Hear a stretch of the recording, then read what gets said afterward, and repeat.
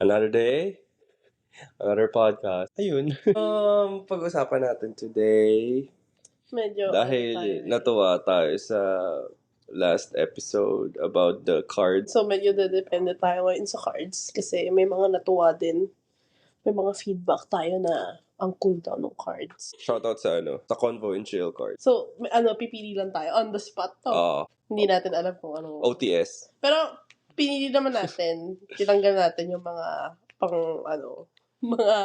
mga sensitive topic. So, pili tayo. Ikaw pumili. Ikaw na pumili. Hawak ko yung bara. Ang dami nito. Ilan ito? Pili. Sana maganda. So, Pag hindi, kakat ko na lang. Hindi kami prepared. Oh my God! Pag-usapan na natin to eh.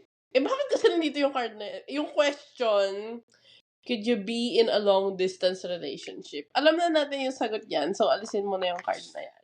What? So, dinami-dami ng question. Wag yun. Okay. Is it possible to get out of the friend zone? If so, how? How? Ikaw? Dapat sumagot niyan. I think, yes. I mean, nagawa mo siya. Is it possible to get out of the friend zone? It depends. What do you mean? It depends on what? It depends on the both of you guys. What do you mean? Elaborate. Kasi,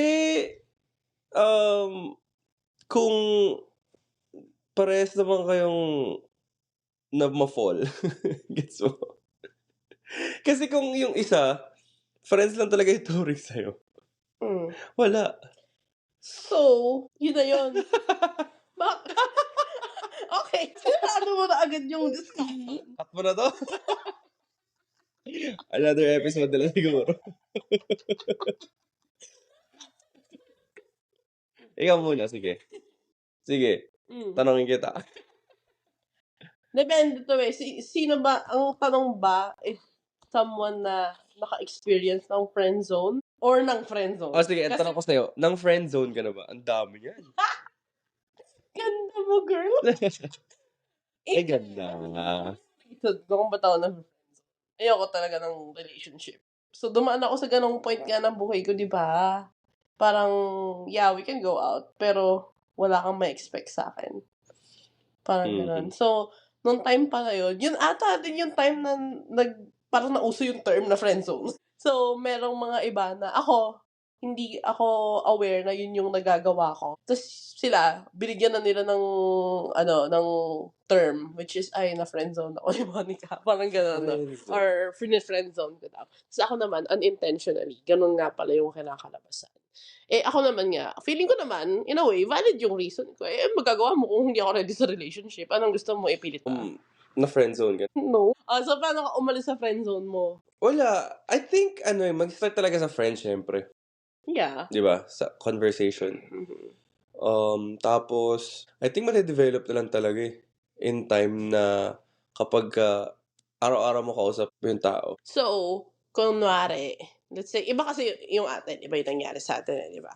Pero let's say yung sitwasyon is yung parang, yun nga, friends kayo, turing sa'yo ni, kunwari, si girl is, friend, almost like brother.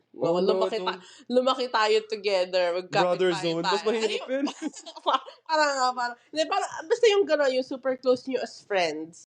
So, paano mo paano mo i-introduce yung parang scenario na, like, we can be more than friends. Kasi parang yun escape mo yung friend. Di ba minsan kasi pag sinabi mong friends, tas super close nyo, alam mo yung mga may bagay na parang ginagawa nyo openly, walang mali siya kasi komportable lang kayo sa isa't isa. Yung mga simpleng ganong bagay. Actually. So, alam mo naman, syempre, pag may mali siya, diyan nga nagsisimula yun. Ibig sabihin, gusto. Pero kung wala, kung malinis, pure, kasi they don't see you that way. Like, wala close ko to si Jude kasi parang wala, tropa, ganyan. May mga ganun may mga ganung klaseng friendship So, paano? Paano mo bibigyan ng mali siya? Para ma-develop? Ang hirap na. Ako hindi ko masagot kasi I haven't been there. Actually, hindi pa ako na friend zone Ayun! Kasi, in the first place kasi, pag kaibigan lang talaga. Iba kapag nakilala ko tapos bigyan mo agad ng mali siya. Bakit? So, binigyan mo ako agad ng mali siya. Friends naman tayo We're not. Talaga kita. Actually, we're not. In-unfriend mo ako sa FB eh. Talaga tingin ko sa'yo ng umpisa. Ikaw lang yung may. Yeah, so, ayun yung sinasabi. Sige, friends, dati bihira naman tayo mag-usap, di ba? Tapos hanggat sa naging araw-araw na. Ayun yung sinasabi ko, conversation talaga hanggat sa ma-develop na alam daw talaga eh. So, parang dinadaan mo sa closeness. Yeah. Dine-develop mo yung from Develop friends. Saka mo. Ganun ba ginawa mo? Sa'yo. Now that I think of it, parang ganun nga. Alam nyo kasi guys, ito si Jed, dahil nga friends pa kami noon, nagbibigay pa to sa akin ng relationship advice. Oo, Sabihin ba niya sa akin, ayusin nyo, pag-usapan nyo. Pwede pa yan.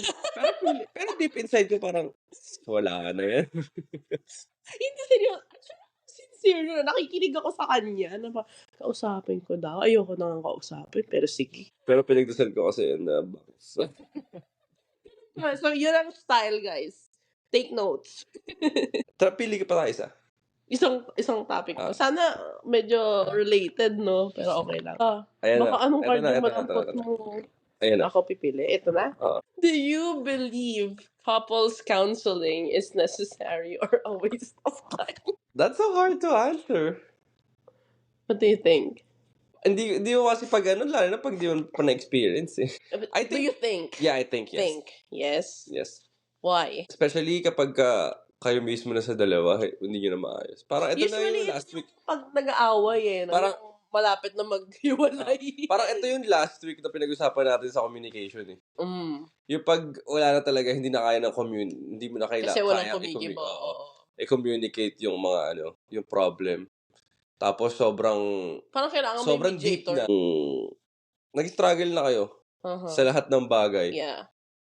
Yun, I think kailangan mo na talagang kailangan mo na talagang seek ng help nun. Pagka ganun. So, I believe it depends on the situation. Paano kung kunwari, ikaw willing ka kasi, sige, gusto kong maayos, yung isa ayaw. Ayaw mo. Yun yung mahirap doon. Yeah. No, kahit even individual ka lang muna pumunta muna eh. Tapos, saan kayo mag-face to face? Parang, actually, I don't know. Kasi ayoko magsalita ng dahil baka may nakikinig tapos. Going through that, situation. Or, tag dito, sabihin na, no, it's not Hindi not how it goes. Yeah, so. Okay, so, ako kasi, share ko na lang kung ano yung alam ko based sa experience ko. So, when you say counseling, couples counseling, obviously, for married or, ewan ko kung ginagawa to ng iba, basta as a couple. Pero, I feel like yung take ko when it comes to the term counseling, kasi it's the same as, getting therapy and consulting a professional, di ba? So, ako, I've gone through that. And before, syempre, di ba sa atin sa Philippines, hindi talaga, parang sobrang niya, pag nalaman nila na you're seeking help, because for certain reasons, depression or whatever kind of issues meron ka, then you need to seek help, di ba? Pero sa Pilipinas, i-judge ka lalo. Kaya lalong lumalala yung sitwasyon ng mga tao dun eh, kasi parang hindi nila na-address. So when I got here to Canada, nagawa ko yung mga ganyan. Tapos, iba yung feeling ng merong nakikinig sa'yo na ang feedback nila is unbiased opinion. You don't know the person, you don't know the doctor, they don't know you personally. Wala silang issue, wala silang pakialam sa'yo, totally. Wala silang pakialam sa buhay mo. Pero, ina-address nila kung ano yung, parang yung thought process mo. They will listen to you. Kahit ano pa yan, negative or good, papakinggan ka nila. And then, they will just analyze yung mga sinasabi mo. Wala silang sasabihin sa hindi ka nila. So, what I can imagine is same lang sa counseling. But maybe, I don't know, based na lang sa mga napanood ko siguro sa movies, uso yun, na parang ina-assess lang nila. And then, syempre, ang goal pa rin naman talaga is mapag-ayos, diba? So, opinion is because nga naniniwala ako na if you get the opinion or parang meron kayong mediator na someone with unbiased opinion, parang ang laking tulong nun. Kasi syempre, pag umabot na kayo sa ganyang sitwasyon, yung need nyo na ng counseling, ibig sabihin, super nagdi-disagree na kayo eh. Diba? Kasi kung mababaw lang yan, pwede yung pag-usapang dalawa ng, diba? Do you think how many %? na nagkakaayos? Siyempre, yari ako sa statistics. Hindi ko alam. Hindi, sige, sa'yo nga lang, sa tingin mo. Sa tingin ko, I think kasi it depends on the person. So, kung statistic ang itatanong mo sa akin, hindi ko alam. Kasi, usually, may mga factors ka nang dapat na i-consider dyan eh. Paano kung yung other person... I don't know. For me, ayun lang yun, na-feel ko. Siguro, yun na nga, it depends dun sa tao kung how much are they willing to, like, fix things and how they react on things. Kasi ako, lagi ko na lang iniisip yung mga reaction ng tao sa situation, it's because that's how they function. That's parang ganun sila mag-isip eh. So, kung negative yung reaction mo dyan sa sitwasyon na yan, sa counseling na yan, it's because you're a negative person. So, You don't see the good thing, the positive side after that. Lalo pag sobrang lalim nung nung pinaghugutan mo na, no? Yeah. Yun na lang yun. Siguro pag-uusapan na lang din nila na bakit ba tayo umabot sa ganito? Then, pagka ganon, lalabas na yung result na parang, ganon naman pala malala na pala ang laki ng galit mo sa akin di maghiwalay na tayo. Yeah.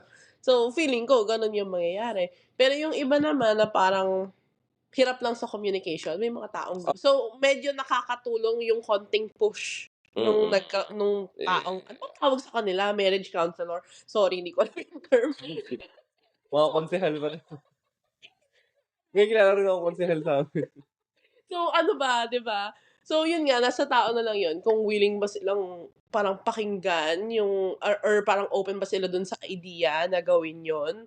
Kasi lalabas at lalabas din in the end na kung hindi na pala kaayos-ayos dahil nga nagbalong listahan ng kung bakit tayo magkaaway.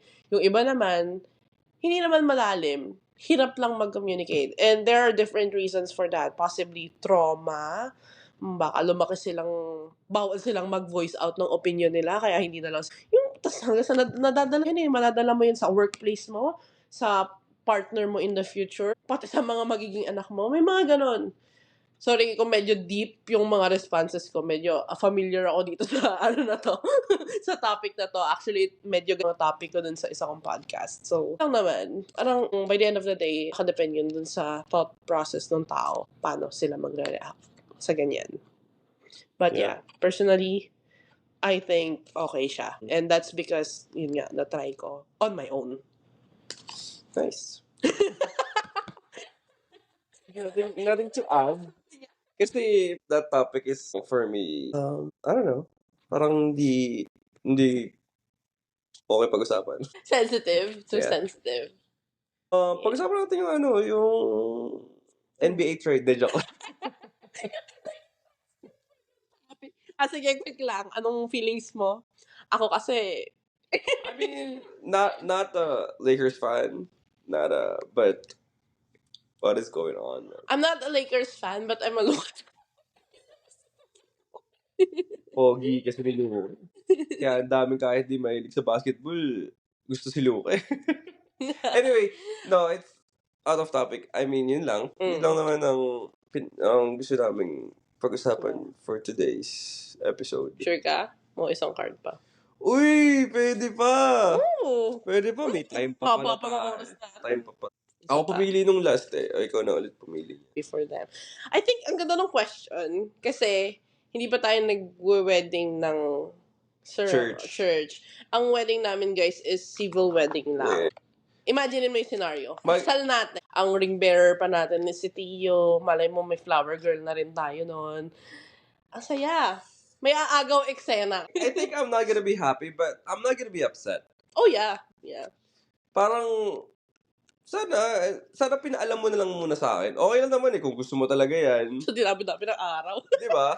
Sana pinaalam mo. Mm-hmm. Di ba? Kasi, parang, sige, sabihin natin, gusto mong umeksena.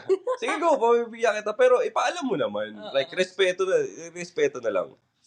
Parang yun naman sa akin na tipong, siguro naman kasi lahat ng i-invite natin is kakilala. Mm-hmm. Kung friends ko or friends mo man. So, it's okay kung ayun ang plan mo. Yeah. Ay, go. Ako, well, first of all, feeling ko wala nang gagawa na ito ngayon. Dahil, ewan ko kung napansin mo, ang mga proposal ngayon is medyo, pinagkahandaan na yan. nagpapa-set up na sila, may venue sila, alam mo yun, may special moment. So, kung sino man yung parang makakaisip nitong gumawa, parang, dude, wala ka bang pang reserve Tipid-tipid sa lang. restaurant? Talagang kailangan mo pang makiride sa event ng iba porque romantic yung ambience sa reception namin, magpo-propose ka din. So, in the first place, I don't think may gagawa nito. That's just, kung ako yung babae, Wait lang, ayun natanong ko. What if ganun yung ginawa ko, ano mafe-feel mo? like, kunwari, patent Ako yung tayo ng kasal ng tapos iba. nag-propose ako sa'yo. Oh my God, ako mismo yung parang, hindi apektado yung relationship natin, obviously. Mas mahal ko yung tao. Mahal ko naman yung boyfriend ko. Pero, parang, ako rin mismo mapapaisip, parang makahilahin na lang kita. Oo na, sige na, yes na. Tara na. Kasi nakakahiya. Moment yun nung couple na kinasal Tapos eksena tayo dahil lang nag-propose ka. Pero may Gets mga mo? ganun tao kasi na gusto nila attention sa Dapat kanila eh. Hindi, hanggang meron pa rin, ngayon. may ganun tao for sure. May kinakasal, pero tinan mo, nag-propose sa akin yung, may tao ganun pa rin, syempre. Hindi mo naman masabi sa dinami-dami ng tao sa mundo. Ewan ko, sa movie ko nga lang nakikita. Alam mo yung kunwari kinasal, si best man or si, ano yung sa babae, yung bridesmaid, si bestie naman. Kunwari masasalo niya. So, parang planado naman yung mga gano'n. Pero feeling ko sa movie ko lang nakikita yun. Ewan ko kung totoo yun. May meron pa rin. May nakikita ko minsan sa mga video. Sige, sabi. And also, it depends on the wedding, kung big or small. Kasi kung Like, like, sila, di ba, intimate naman, intimate, baka okay lang. baka pwede pa. Kasi, super tight-knit Oo. ng family nila. Pero kung ang guest mo is like 100, 200 guests, that's wild. Sino ba yung mga mabongga yung kasal? Kasal nila Alodia. Iba. So, May nag-agaw eksenang nag-propose na bisita. Oh. Siri mo, 500 guests to 1,000 guests. Di ba? Yun yung sinasabi na parang sa dinami-dami ng araw, moment nila yan, hindi ka ba makapaghintay na Depende rin sa depende sa tao. Alam mo naman kung yung mga kaibigan mo kung may gagawa talaga or hindi. Di ba? Anyways. Yung proposal mo nga, hindi ko na-expect yun eh. akala ko magpo-propose ka pag nasa Singapore na tayo kasi tayong dalawa lang. Ganun talaga ang buhay. Ay, doon gusto rin ng eksena gusto rin ng attention inimbitahan kasi, kaibigan niya. Okay na yun. Cut na natin sa episode na to. Alright guys, peace.